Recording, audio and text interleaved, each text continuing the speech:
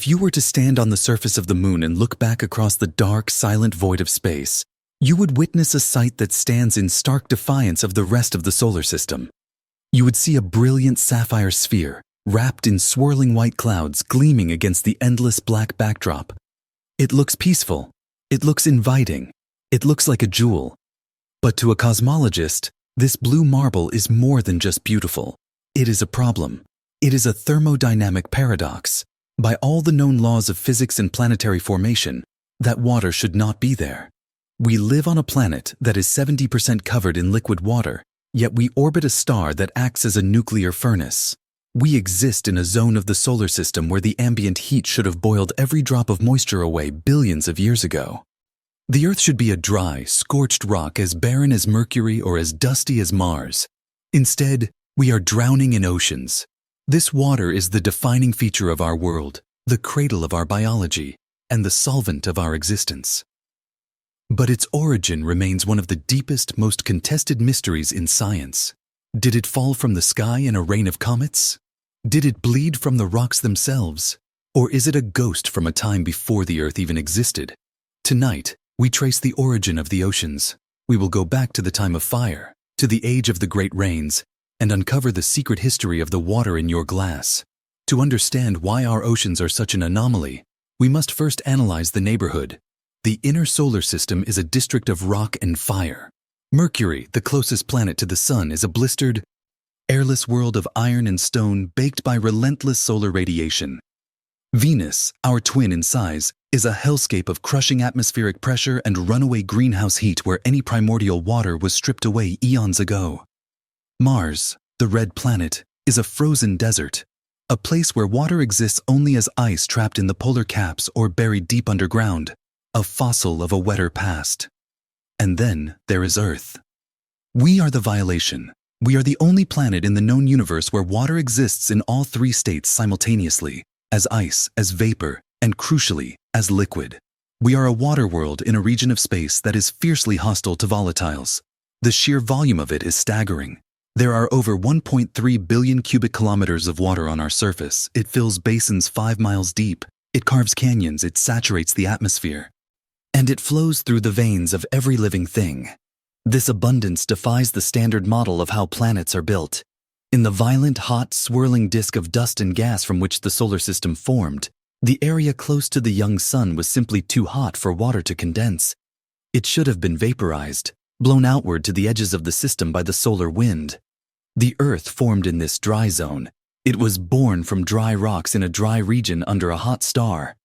So, when you look at the Pacific Ocean, you are looking at something that theoretically should not exist. It is an alien substance that has somehow found a home where it doesn't belong. To find out how it got here, we have to look at the invisible boundary that divides our solar system in two. Astronomers have mapped a thermal border known as the frost line or the snow line. It works on the same principle as a campfire on a cold night. Close to the fire, it is too hot for snow to exist. Water can only exist as steam or vapor. But if you walk far enough away into the darkness, you cross a threshold where the temperature drops low enough for water to freeze into solid ice. In the early solar system, this line was located roughly somewhere between the orbits of Mars and Jupiter. Everything inside this line, Mercury, Venus, Earth, and Mars, formed in the dry zone. Here, the intense heat of the young sun vaporized any volatile compounds. The dust grains that clumped together to build our planet were rocky and metallic, stripped of their moisture. But beyond the line, out in the cold expanses where the gas giants dwell, water was abundant. It froze into hard, rock-like crystals of ice, forming vast reservoirs of comets and icy moons.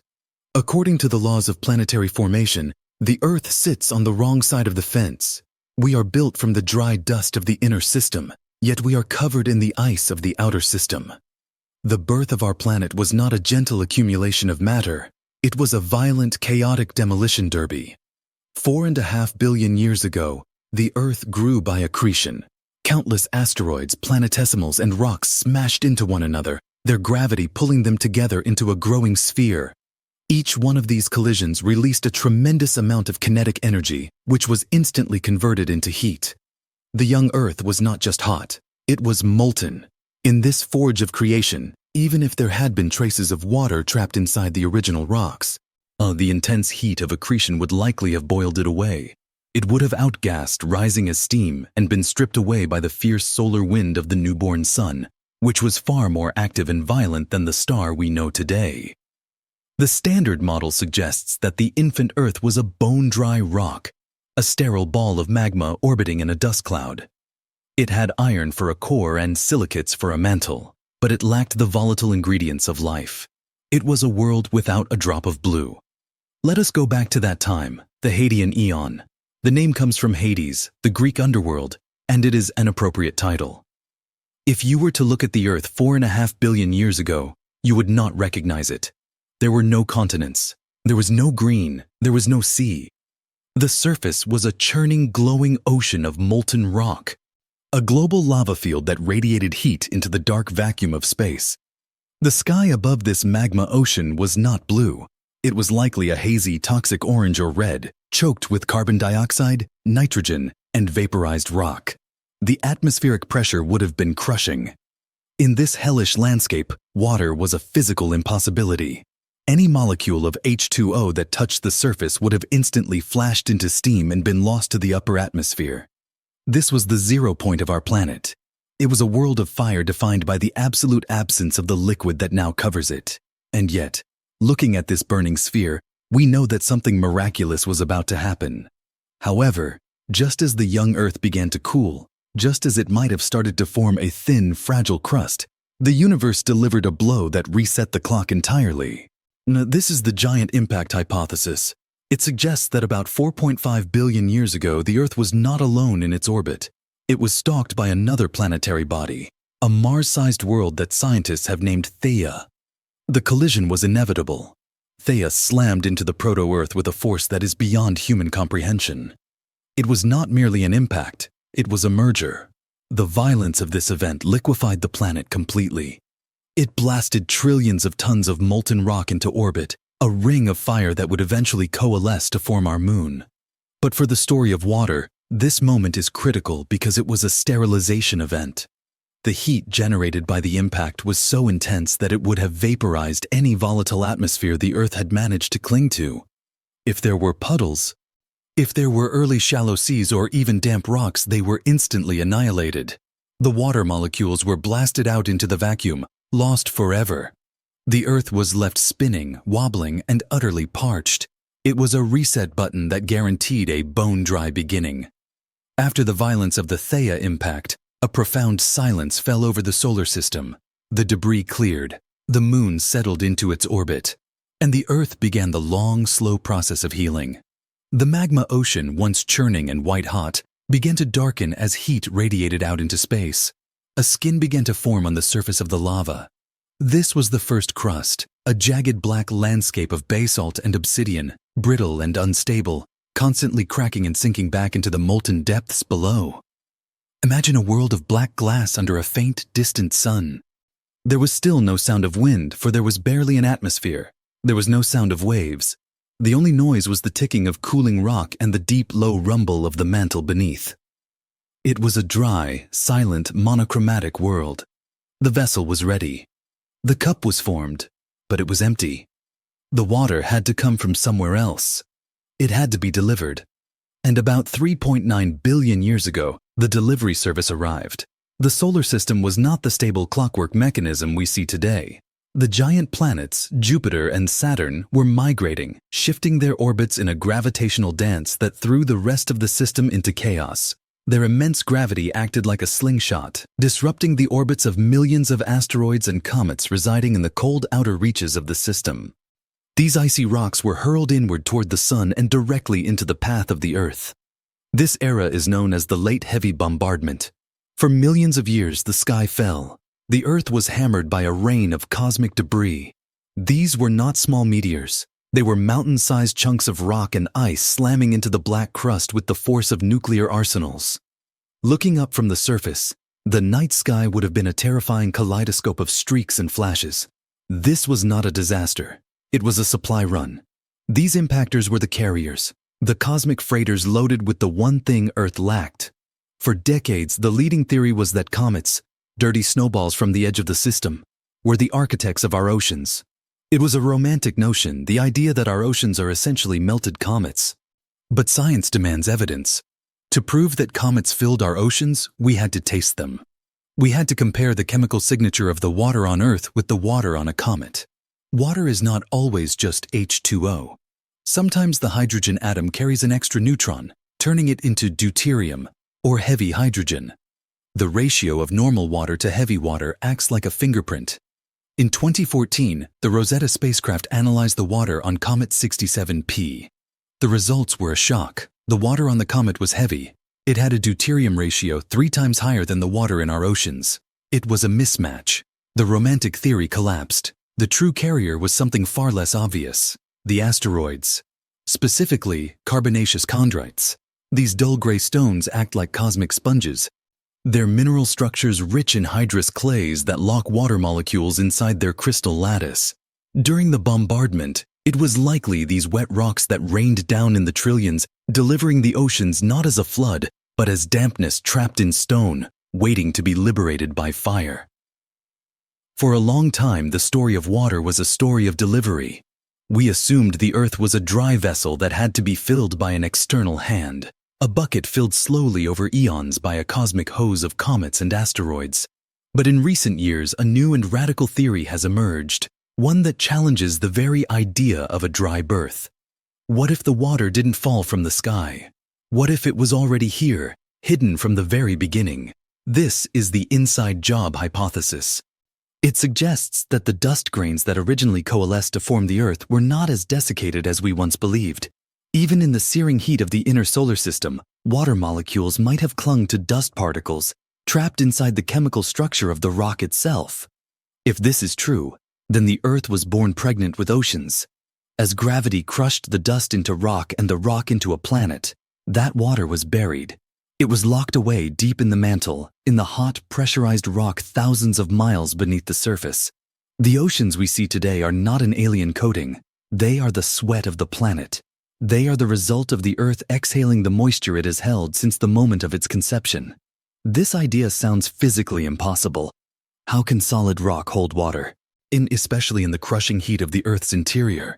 To prove it, scientists had to recreate the hellish conditions of the mantle. Using a device called a diamond anvil cell, they placed tiny samples of mineral between the tips of 2 gem-quality diamonds and squeezed, generating pressures equivalent to being hundreds of kilometers underground, while simultaneously blasting the sample with lasers to simulate the heat. What they found changed geology. Under these extreme conditions, the minerals didn't just crack or melt, they morphed. They changed their structure into new high-pressure forms that acted like molecular cages. Inside these cages, there was room for hydrogen and oxygen. The experiments proved that rock under sufficient pressure acts like a sponge. It can absorb and hold onto water molecules within its crystal lattice. It doesn't look wet. It remains solid stone, but chemically, it is saturated. The smoking gun for this theory was found inside a diamond that had been vomited up by a volcano from the deep mantle. Inside the diamond was a tiny impurity, a speck of a mineral called ringwoodite.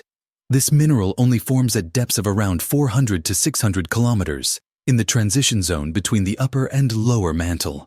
When scientists analyzed this tiny blue speck, they found that it contained a significant amount of water, about 1.5% of its weight. That sounds small, but the transition zone is vast. If the entire zone is made of ringwoodite, and if it is all as wet as that sample, then the math is staggering. It implies that there is a reservoir of water deep inside the Earth that is equal to 3 times the volume of all the surface oceans combined. We are floating on a hidden sea. The Pacific, the Atlantic, the Indian Ocean. These are just the overflow. They are the puddles on the surface. The true ocean is solid, hot, and buried 400 miles down, locked in a crystal cage of blue mineral. So how did this deep water reach the surface? The engine was heat. The young Earth was a geologically violent place, its interior churning with radioactive heat and the residual energy of its formation. This heat drove massive volcanic activity on a scale we can scarcely imagine. Millions of volcanoes, vents, and fissures opened up across the cooling crust. As the molten rock rose from the mantle, the pressure released, and the water trapped in the crystal structure was liberated. It flashed into steam. For millions of years, the volcanoes didn't just spew lava, they spewed gas. They pumped trillions of tons of water vapor, carbon dioxide, and nitrogen into the sky. This was the great outgassing. The planet was essentially sweating its oceans out into the atmosphere. The sky turned thick and heavy with clouds. The water was no longer in the rock, but it wasn't yet on the ground. It was suspended above the planet, a global envelope of steam waiting for the moment to fall. The stage was set for the deluge, but before the first drop could fall, the Earth had to wait. It was trapped in a long, suffocating pause. The atmosphere was not the thin, transparent veil we know today. It was a crushing, dense blanket of water vapor and volcanic gases. The pressure at the surface was immense, perhaps hundreds of times greater than it is now. It was a pressure cooker on a planetary scale. In this environment, the concept of weather did not exist. There was only a uniform, blinding whiteness. The sun was invisible, a diffuse glow hidden behind miles of superheated fog. The temperature hovered dangerously high, kept aloft by the runaway greenhouse effect of the steam itself. It was a world of suspended animation, a planet holding its breath, waiting for the fever to break. The cooling was inevitable, but it was slow. Heat radiated away, escaping into the dark, and the temperature of the upper atmosphere began to drop. It crossed a critical threshold. The water vapor molecules, which had been vibrating with thermal energy for millions of years, began to slow down. They clumped together. They condensed. High in the stratosphere, the first clouds formed. Not the fluffy white clouds of a summer day, but dark, heavy, bruising storm cells that spanned the entire globe. And then it happened. A single drop of water condensed around a speck of volcanic dust. It grew heavy enough to overcome the updrafts of the hot air below. It fell. It fell through the kilometers of steam, surviving the heat, and struck the black, jagged surface of the cooling basalt. It likely did not make a splash. The ground was still too hot. The drop would have hit with a violent hiss, flashing instantly back into steam. For centuries, this was the cycle. Virga, rain that evaporates before it hits the ground. A phantom rain. But the rock was losing its battle. Each drop that hit and evaporated stole a tiny fraction of heat from the ground. Drop by drop, hiss by hiss, the surface cooled. And finally, one drop landed and stayed. It was the beginning of the end for the dry world. But once the cycle began, it did not stop. This was the Great Deluge. It was a storm that defies human categorization. It did not rain for days or weeks or months. Geological models suggest that once the atmosphere destabilized, it rained continuously for perhaps 10,000 years, maybe even 1,000,000. It was a deluge of biblical proportions, but with no one there to witness it. Imagine the sound, the relentless, deafening roar of water hammering against rock, unbroken by silence. Day or night, century after century, lightning would have been constant, tearing through the dark, steam-choked sky, illuminating a landscape that was being washed clean. This was not fresh, gentle rainwater. It was hot, and it was acidic. As the rain fell through the carbon-rich atmosphere, it absorbed carbon dioxide, turning into carbonic acid. It didn't just wash the rocks, it dissolved them. It etched the mountains and scoured the valleys, stripping the crust of its salts and minerals. It was a violent chemical scrubbing, a planetary baptism that washed away the sins of the Hadean eon. Where did the water go? The Earth of this time had no continents as we know them. There were no green plains or high mountain ranges to catch the rain. The surface was a jagged, chaotic landscape of volcanic peaks and vast, low-lying impact craters left over from the bombardment. The water followed the simple law of gravity. It flowed downhill. Rills became streams. Streams became raging torrents of gray, hot sludge. And torrents became rivers. They poured into the great basins, the scars of the ancient impacts. At first, they were just puddles, steaming shallow pools in the bottom of craters. But the rain kept falling. The puddles connected. They deepened. They swallowed the lands. The lava fields were submerged, hissing and cooling into pillow basalts under the rising tide. Slowly, inexorably, the black rock was hidden beneath a rising blanket of gray. The magma ocean was being replaced by a water ocean. When the clouds finally broke, when the sun finally pierced the thinning veil of the atmosphere, it shone down not on a red planet, but on a new world, a world of islands scattered across a global steaming sea. But if you could stand on one of the lonely volcanic peaks poking through the waves 3.5 billion years ago, you would be looking out at an alien sea. The ocean was not blue. It was a murky, heavy olive green. The water was rich in dissolved iron. In our modern world, the oxygen in the atmosphere reacts with iron to create rust, which settles out of the water. But in the early Earth, there was no free oxygen. The iron remained dissolved, suspended in the liquid, giving the global ocean a metallic toxic taste and a deep green hue. The sky above was likely not blue either, but a hazy pinkish-orange, colored by high levels of methane and carbon dioxide. It was a landscape of sickly colors, a green ocean under an orange sky, hot, heavy, and utterly hostile to the life that would come later. The water was scalding, perhaps nearly 100 degrees Celsius at the surface, a global bath that was just below the boiling point. The most striking feature of this early water world was what was missing. There were no continents. The great landmasses of Africa, Asia, and the Americas had not yet formed. The granite that makes up the core of our continents is a lighter rock that floats high on the mantle, but the process of creating it takes billions of years of tectonic churning. In the Hadean and early Archean eons, this process was just beginning. The Earth was a true water world. A single, unbroken global ocean covered 95, perhaps 99% of the planet. The only land consisted of chains of black volcanic islands, similar to modern-day Hawaii or Iceland, spewing ash into the wind. Because there were no continents to act as brakes, the ocean currents were ferocious. They circled the equator in unimpeded, superfast loops. The tides, pulled by a moon that was much closer to Earth than it is today, were extreme. Tsunami-sized waves scoured the volcanic islands twice a day, dragging debris back into the green depths. It was a world of violent hydrodynamics, a restless churning machine of water and stone. Rainwater is fresh. The water that fell for 1,000,000 years was distilled pure steam. So why is the ocean salty? The salt did not come from the sky. It came from the rock. The atmosphere of the early Earth was thick with carbon dioxide and sulfur. When the rain fell through this gas, it became carbonic and sulfuric acid. This acidic rain attacked the volcanic rocks on the islands with chemical ferocity. It broke down the crystal lattice of the stone, leaching out ions, sodium, chloride, calcium, magnesium. These minerals dissolved into the rainwater and flowed in rivers down to the sea. This is the Great Titration. For billions of years, the rivers have been acting as a conveyor belt, stripping the continents of their salt and dumping it into the ocean. And once the salt is in the ocean, it is trapped. The water evaporates to form new rain, but the salt stays behind. It concentrates.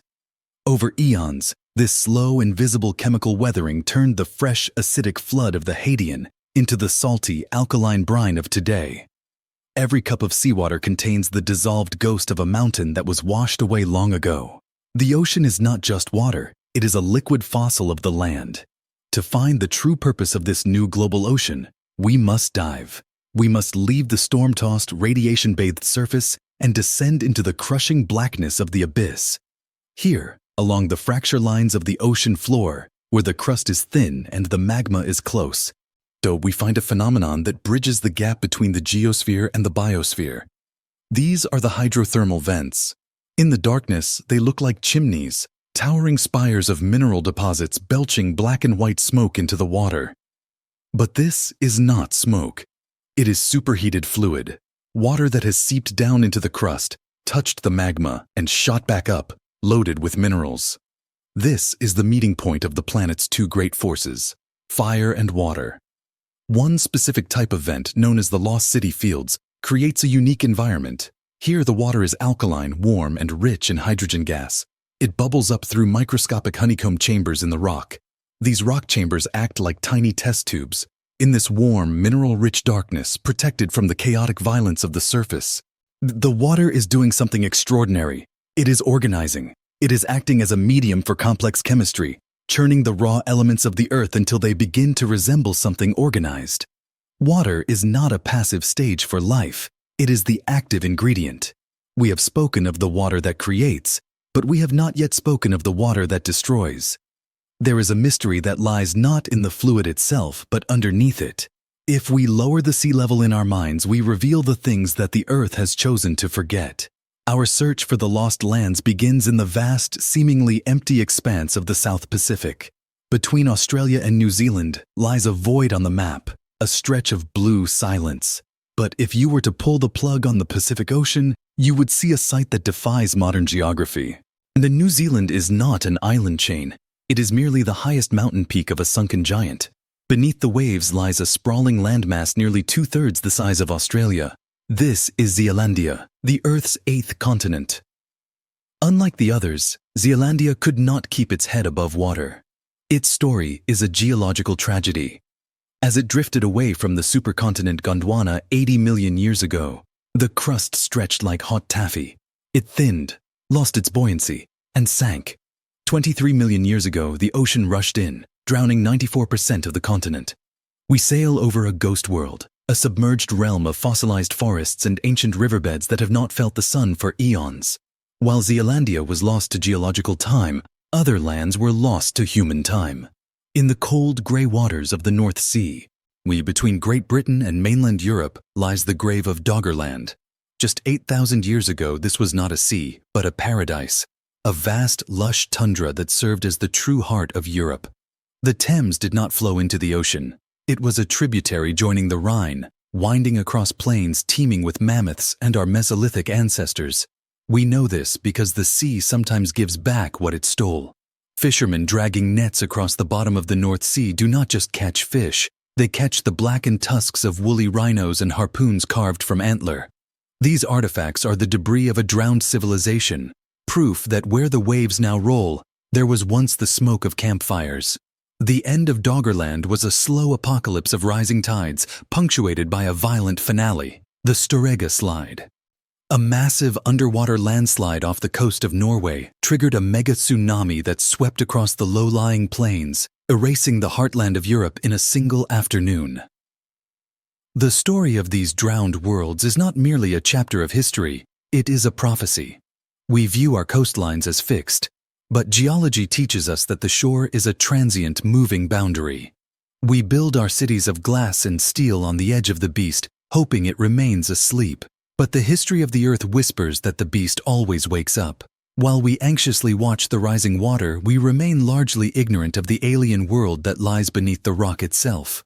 For centuries, biology assumed that life was a surface phenomenon, a thin green skin clinging to the crust. But deep ocean drilling has revealed a shocking truth. Life goes down. Scientists have pulled up core samples of solid basalt from miles beneath the ocean floor and found them teeming with life. These are the intraterrestrials, bacteria and archaea living in the microscopic fluid-filled pores of the rock. This is the deep biosphere, a subterranean realm so vast it may contain more biomass than all the forests and animals on the surface combined. But the life down there is not like the life up here. In the deep biosphere, resources are scarce and time is distorted.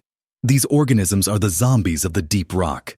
They exist in a state of metabolic suspension, dividing not every 20 minutes, but perhaps once every 1,000 or 10,000 years. They are living statues, indifferent to the extinction of the dinosaurs or the rise of humanity. To them, we are just a fleeting ripple. They are the true owners of the planet, the dark matter of biology waiting in the stone. The existence of this deep, hidden history leads us to a question that borders on existential horror. It is a thought experiment known as the Silurian hypothesis. It asks a simple, unsettling question. If an industrial civilization had existed on Earth millions of years ago, long before humans, would we know? We look at our skyscrapers and believe we are carving an indelible mark into the planet. But the Earth is a recycling machine of brutal efficiency. Within a few centuries, steel rusts and concrete crumbles. Within a few million years, plate tectonics will subduct the crust, melting our cities back into magma. The fossil record is a shredded book. We possess only a fraction of a percent of the species that have ever lived. If an advanced society lasted for only 10,000 years, the span of human history, it would appear in the geological record as a layer of sediment no thicker than a sheet of paper. The Silurian hypothesis suggests that we shouldn't look for statues, but for chemistry. We should look for the fingerprints of industry, spikes in carbon isotopes, layers of plastics, or radioactive elements like plutonium-244. When we look back at the geological record, we do find anomalies. The Paleocene-Eocene thermal maximum, 56 million years ago, was a sudden massive global warming event driven by a mysterious injection of carbon, eerily similar to our own Anthropocene. We are not saying a civilization caused it. But the science teaches us a humbling lesson. We cannot prove that one didn't. Civilization might not be a linear ladder, but a cycle, a recurring fever that the planet survives, forgets, and allows to happen again. But the Earth is not just leaving behind chemical signals, it is actively speaking. There is a phenomenon known as the planetary hum, a low, steady drone occurring at the very threshold of human hearing. It is the sound of the Earth ringing like a bell, vibrating from the relentless energy of ocean waves crashing against the continental shelves. And above us, there is the electrical heartbeat of the world. The space between the surface and the ionosphere acts as a global electromagnetic cavity, resonating with the energy of lightning strikes. This is the Schumann resonance, a standing wave that encircles the planet at a fundamental frequency of 7.83 Hz. It is a strange coincidence that this frequency matches the alpha and theta waves of the human brain, the state of deep relaxation and the threshold of sleep. We evolved in this electrical bath. Our biology is tuned to the frequency of the planet itself. We are not separate from the Earth. Our nervous systems are synchronized with its atmospheric pulse. As we reach the end of this long journey, the pieces of the puzzle merge into a single breathtaking image. We have looked at the water that regulates the temperature, the magnetic shield that protects the air, the deep biosphere that permeates the crust, and the cycles of destruction and rebirth. When you step back, the Earth stops looking like a rock and starts looking like an organism.